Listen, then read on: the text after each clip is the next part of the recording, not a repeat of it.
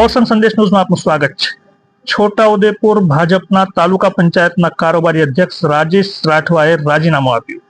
Social media પર કરી post. રાજીનામાનું કારણ સ્થાનિક સંગઠન અને વહીવટના કારણે રાજીનામું આપ્યું હોવાની પોસ્ટ કરી। તેમણે જણાવ્યું, હું સ્થાનિક આદિવાસી વિસ્તારની ગુલામી કરીશ, પરંતુ બહારની એજન્સીઓની ગુલામી નહીં કરું।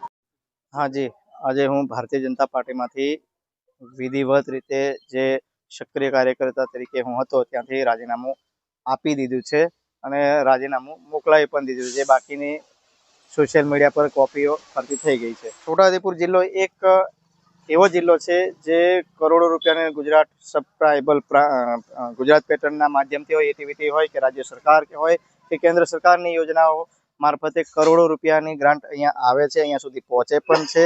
પરંતુ એ ગ્રાન્ટો જે તે અમુક મળતિયાઓના એજન્સી મારફતે ફરી પાછી વાયા થઈને ગ્રાન્ટ જે જતી રહે છે એના સામે ક્યારેય છોટાઉદેપુરના નેતાએ ચૂંતક અવાજ નહીં કરી શક્યા। એના માટે પણ એક મારા અંગત વિરોધ રહ્યો અને એક સમાજના જાગૃત નાગરિક તરીકે પણ મારો વિરોધ હર હંમેશ રહ્યો છે। એના માટે પણ ક્યારે કોઈ નેતાએ આના માટે કોઈ બોલવા તૈયાર નથી।